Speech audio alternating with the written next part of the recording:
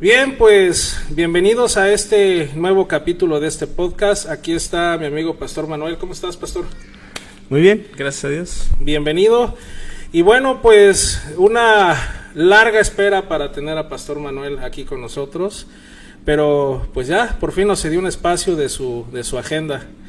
Qué bueno que pudiste atender el llamado, Pastor. Gracias, la verdad es que vengo aterrizando de Nueva York, de una gira por Pekín. No es cierto, muchas gracias por invitarme para estar aquí. No vengo de Nueva York ni nada. No, vienes con la promesa de unos tacos, ¿verdad? Sí, de hecho me trajeron con engaños diciéndome que íbamos a almorzar, íbamos a comer y aquí estamos grabando este podcast para todos ustedes y esperamos los tacos después. Y por cierto, todavía por ahí está pendiente la asesoría técnica, hablando de que te traje con engaños. De otra sesión de tacos será. Voy a comer muchos tacos hoy. Así es.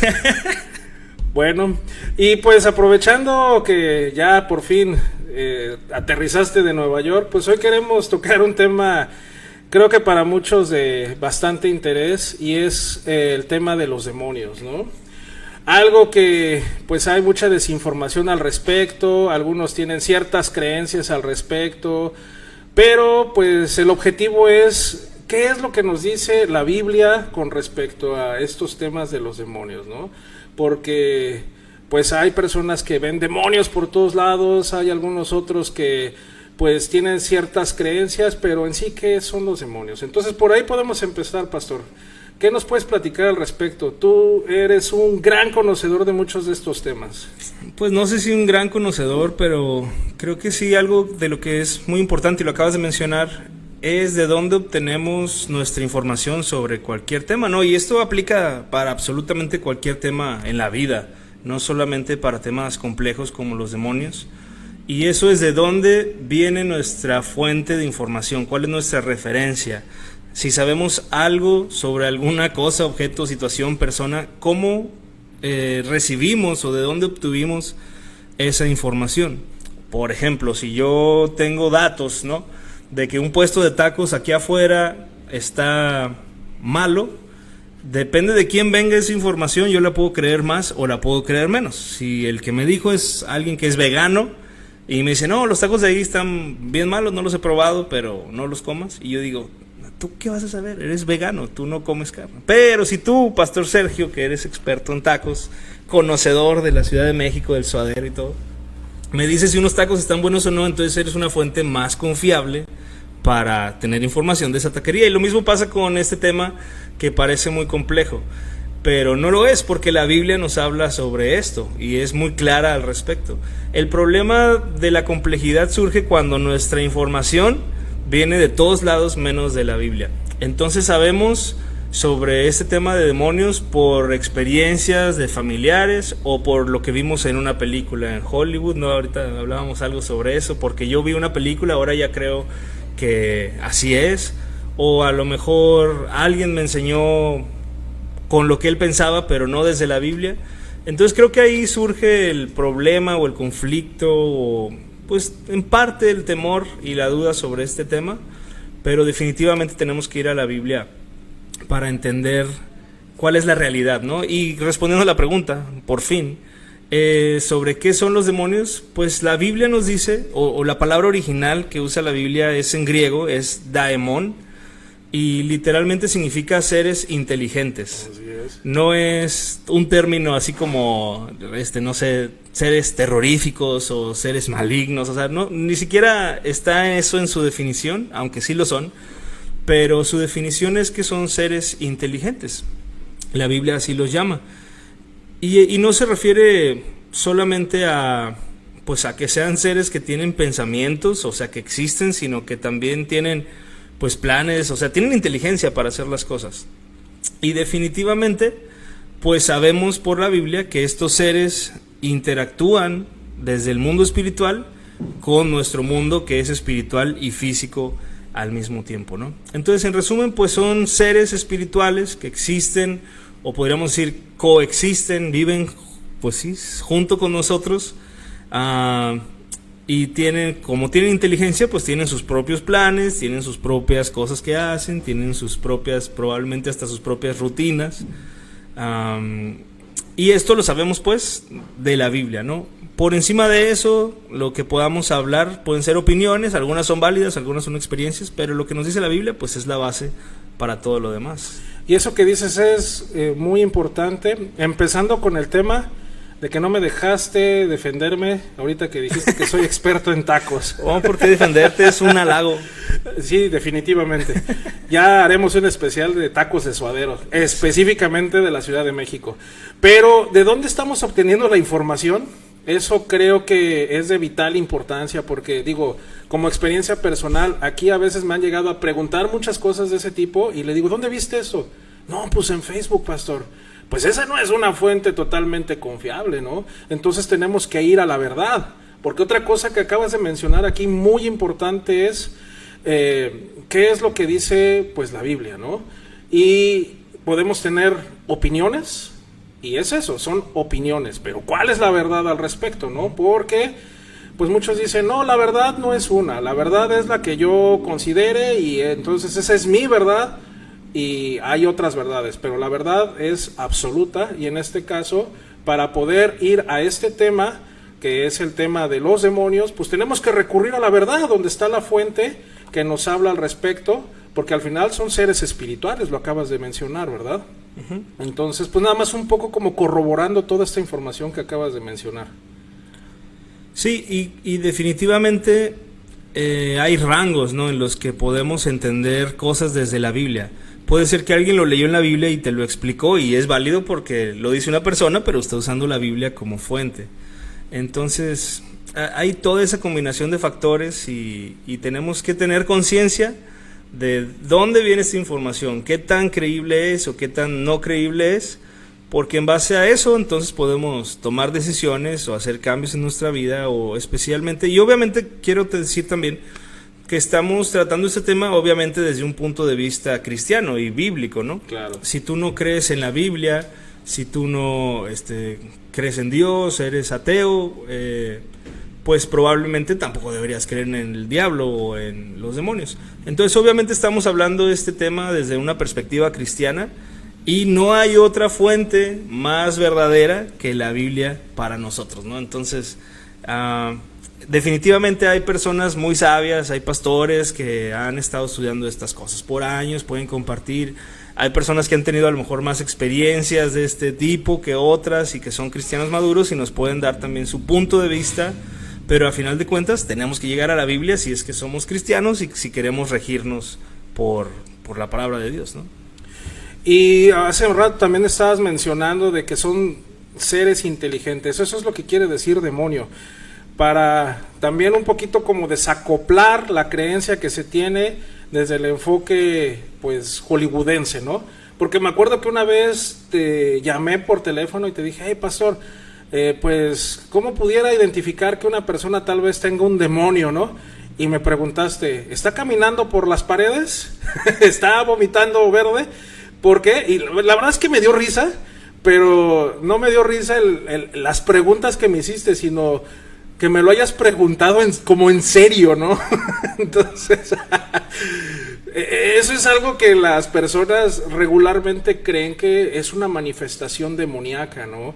Pero ¿cómo pudiera identificarse esto con respecto a que son seres inteligentes y esos seres inteligentes, cómo es que se manifiestan? Además de otra serie de preguntas que quiero hacerte a continuación, pero por ahí quiero empezar, ¿no? Ya hablamos de que los demonios son seres inteligentes, ¿y por qué es que entonces se manifiestan en las personas o cómo es que se manifiestan específicamente, ¿no? ¿Tú qué nos puedes hablar al respecto? Sí, por ejemplo, con esa pregunta que me hiciste y que yo te respondí preguntando de nuevo si estaba alguien caminando por las paredes, pues primero es una forma de reírte de mí.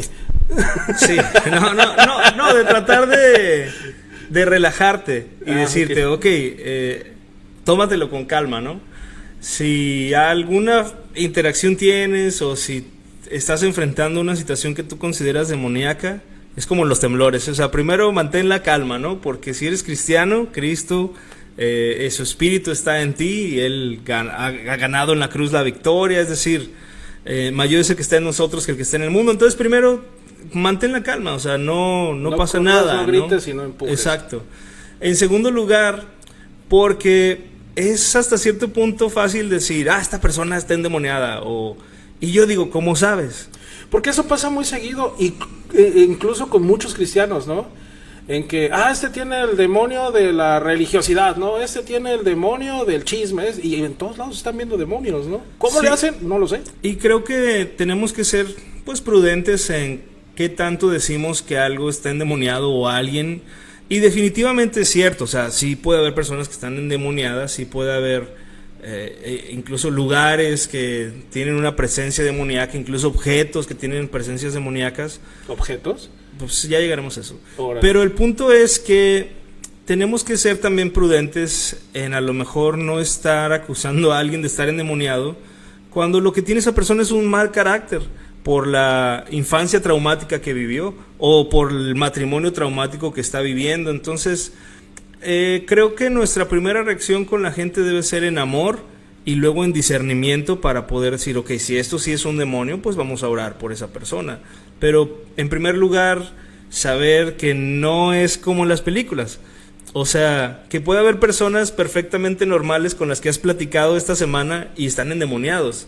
Y esos demonios se manifiestan en cosas a lo mejor internas, personales, privadas que hacen en su vida diaria.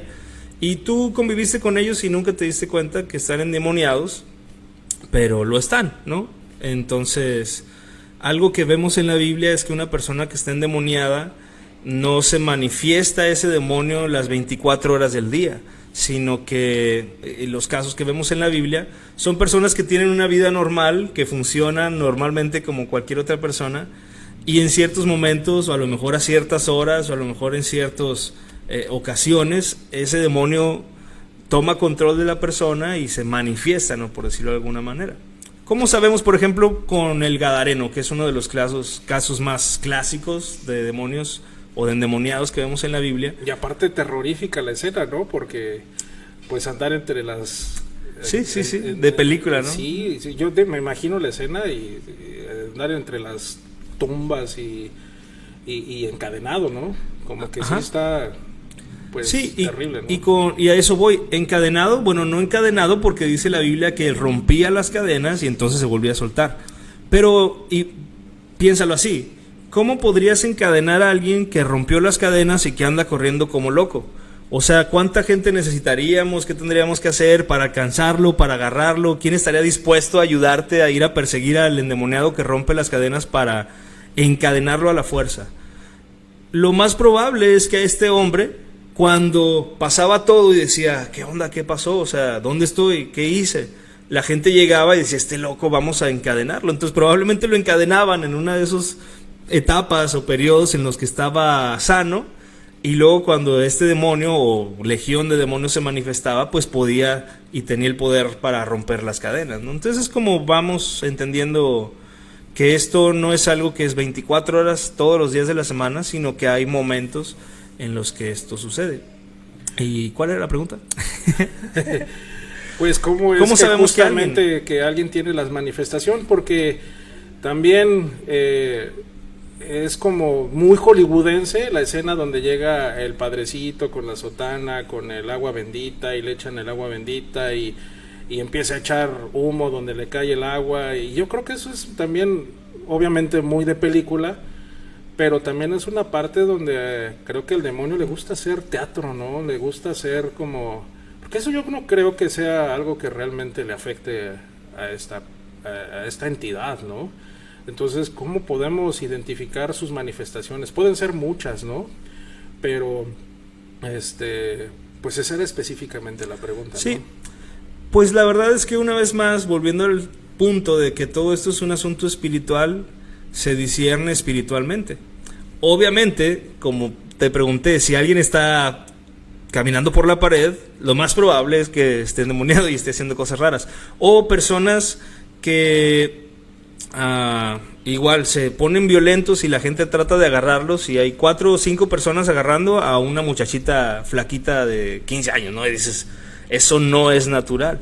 Hay manifestaciones como cambios de voz, como ese tipo de cosas, ¿no? Incluso hablar en diferentes idiomas, ¿no? Puede ser, pero esas son como muy evidentes y son casos, creo yo, extremos. Okay. Y como dices, el tener un objeto, pues eso es de las películas, o sea, en ningún lugar en la Biblia encontramos eso. Y de hecho tenemos que reconocer y recordar que cada que como cristianos hablamos sobre estos temas, no debemos dejar que nuestro morbo natural se enfoque solamente en esto, sino siempre traer la Biblia a la luz, tenerla presente y reconsiderar que cuando hablamos de esto también consideramos por encima de todo la supremacía de Jesucristo, ¿no? O sea, debemos hablar de demonios para entender cómo rendir más nuestra vida a Jesús, cómo tratar con gente que tiene este tipo de necesidades.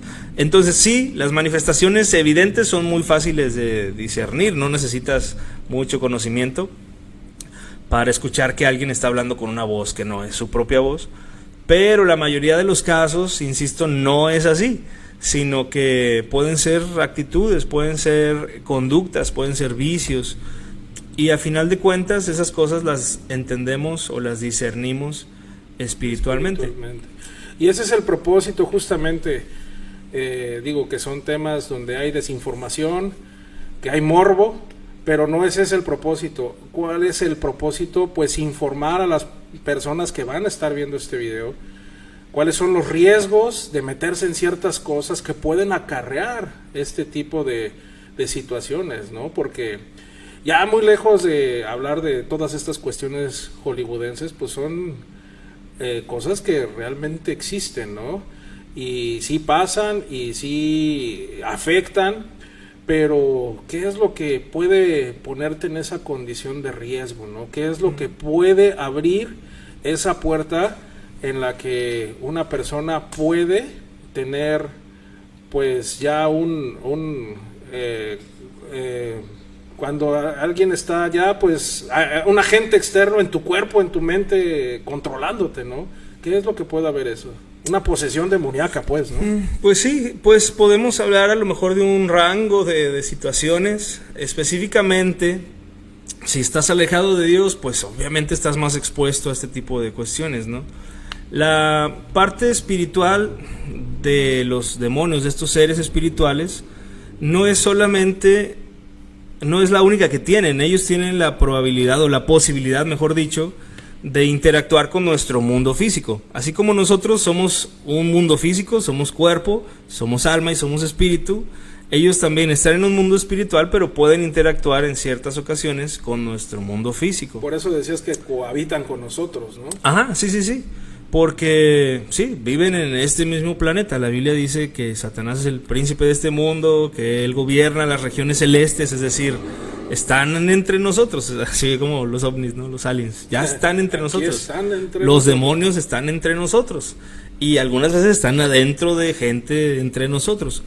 Entonces, pues, ¿qué riesgos puede haber si no eres cristiano, si no estás buscando a Dios, si no te encomiendas a Él? Pues, en primer lugar, el que te traten de asustar, ¿no? Típico escuchar ruidos en tu casa, ver sombras, cadenas, perros, lloronas, opresiones, gente que se siente en tu cama. Todas esas manifestaciones pues son con el propósito de asustar, de intimidar, de burlarse de nosotros como creación de Dios. Pero creo yo que hay un nivel que es más difícil y delicado porque es sutil y es lo que no vemos.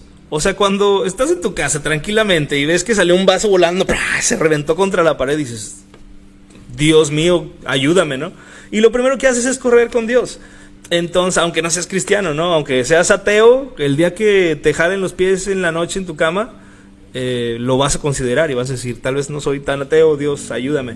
Pero hay muchos riesgos que, igual, es que tengo otras cosas que quiero decir. Igual el riesgo a lo mejor de enfrentarse con un endemoniado, ¿verdad? Que a lo mejor es más por donde iba la pregunta. O sea, si me topo con un endemoniado, ¿qué riesgo tengo? Pues que te golpee, que te agarre, no sé, como vemos casos en la Biblia. Pero una vez más, el mayor riesgo que tenemos al enfrentarnos con demonios es cuando no nos damos cuenta que nos están tratando de influir, que nos están tratando de afectar. ¿Cómo es esto? En nuestros pensamientos. A lo mejor tú tienes a alguien en tu familia que se han llevado bien todo el tiempo, pero por alguna situación, algún malentendido hubo y empieza a generarse en ti rencor y envidia y coraje, y eso empieza a crecer y empieza a crecer. Muchas veces es la obra de un demonio que está actuando sobre nuestros pensamientos, diciéndonos: ¿te fijaste cómo te trata? Pero te fijaste cómo a tu primo fulano sí lo recibió, pero viste cómo, y cuando nosotros, sin darnos cuenta, porque no es una manifestación física, cuando nosotros escuchamos, ponemos atención a esas cosas y las creemos, corremos un riesgo mucho más grande a que nos agarre y nos revuelque un demonio y ya fue una cosa ahí nomás física y me golpeó un endemoniado, pero aquí estoy.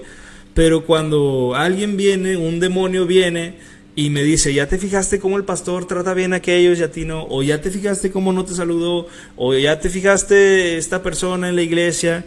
Y eso está ahí y puede causarnos más daño. Por eso es seres inteligentes, ¿no? Uh-huh. ¿En dónde se trabaja la inteligencia? En la mente, ¿no? Y ahí es en donde empiezan, me imagino porque yo no soy como muy conocedor del tema, pero por el hecho de que se llaman seres inteligentes, su área, su campo de trabajo, su área donde están operando es justamente, empiezan por la mente, ¿no? Uh-huh. Sembrando ideas. Esas ideas pues evidentemente siempre van con un propósito es como un ataque, ¿no? Por eso incluso la palabra de Dios dice que son dardos de fuego, ¿no? Donde ese tipo de cosas empiezan a pasar. ¿Ya viste cómo no te saludaron? Uh-huh.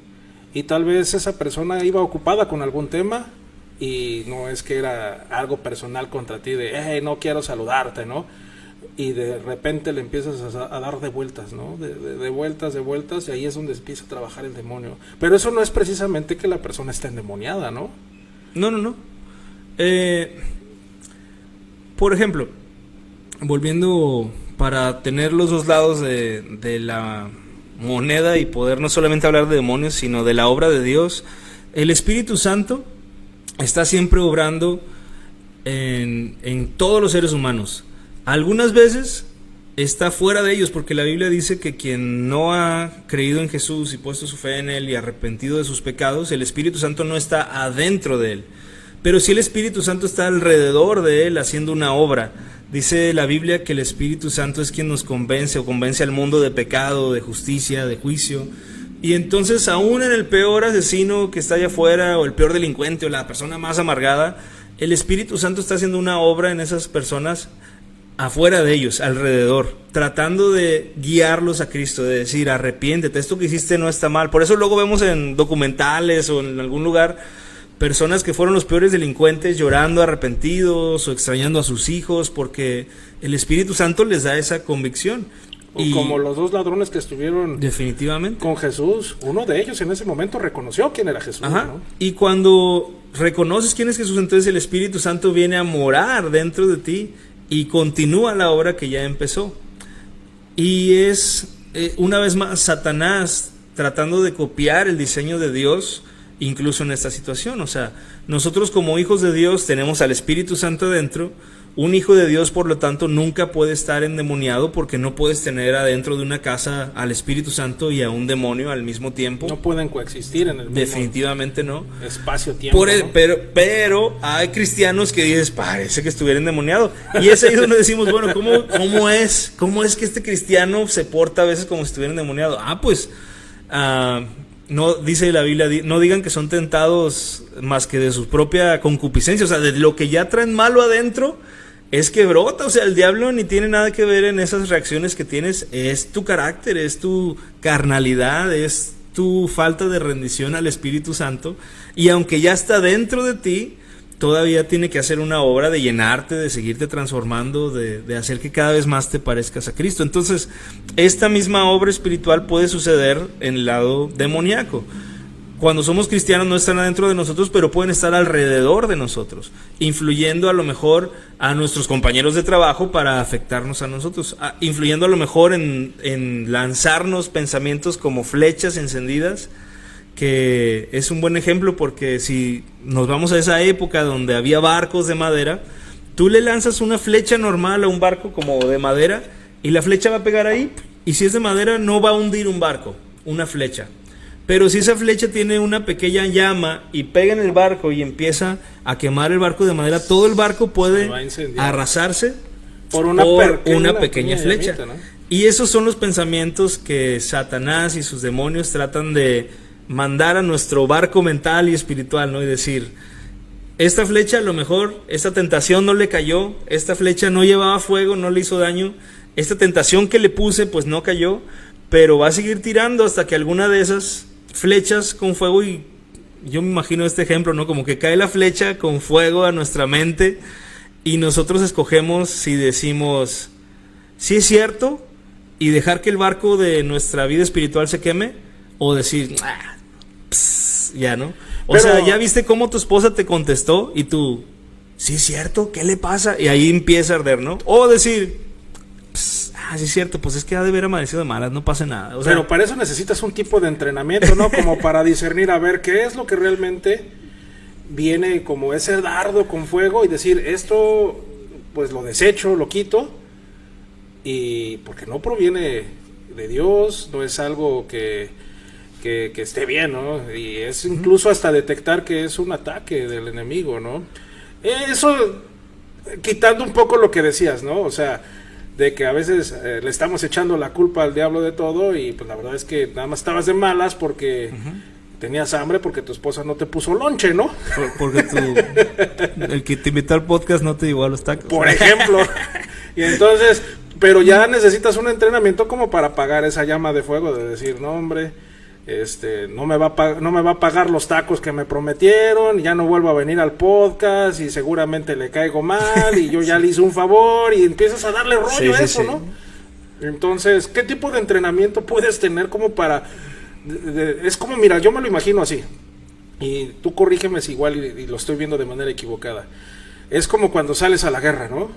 Tú no puedes salir a la guerra sin tener el conocimiento, o yo no creo que a ningún tipo de ejército serio salga a la guerra con así nada más a ciegas, sin saber con qué enemigo es con el que se va a enfrentar, qué tipo de armamento es el que tiene el enemigo, qué tipo de armamento es el que llevas tú, cuáles son sus mejores destrezas, o lo podemos trasladar con un ejemplo, por ejemplo, valga la redundancia, por ejemplo con el fútbol, ¿no? O sea, yo estoy seguro que ahora que viene el Mundial, México no va a ir a contraatacar, esperemos, ¿no? Y sin saber con quién se va a enfrentar, quiénes son sus mejores jugadores, cuáles son como sus áreas fuertes, cuáles son sus áreas débiles. Lo mismo pasa en el aspecto espiritual. No puedes estar en el mundo espiritual sin saber cómo se desenvuelve el enemigo, cuáles son sus áreas de ataque. Entonces, yo supongo y creo que debe de ser así, ¿no? Porque cuando llega una llamita de ese tipo, entonces, ¿cómo apagarla, no? Uh-huh. ¿Cómo es que, por ejemplo, tú de manera personal o en la experiencia te ha tocado ver que eso sería como una herramienta o una arma para poder contrarrestar ese tipo de dardos de fuego, ¿no? Uh-huh. Volviendo usando el tema o la comparación que haces con la guerra, hay una película que me gusta mucho que se llama Tras líneas enemigas, y trata de un piloto de avión que lo derriban y precisamente cae en un país que es enemigo, tras líneas enemigas, y en una de esas oportunidades tiene chance de hablar por radio con los de su ejército y le dicen, ¿sabes qué? Ahorita no podemos sacarte, pero aguanta, vamos a ir por ti. Y le dice el capitán, coronel, no sé, su jefe, le dice, recuerda tu entrenamiento. Esa película la estaba viendo apenas mi suegra, creo que está muy buena, ¿no? Sí, a mí me encanta. Ajá. Sale Owen Wilson, el que tiene así la nariz como chueca. Ah, ok, sí.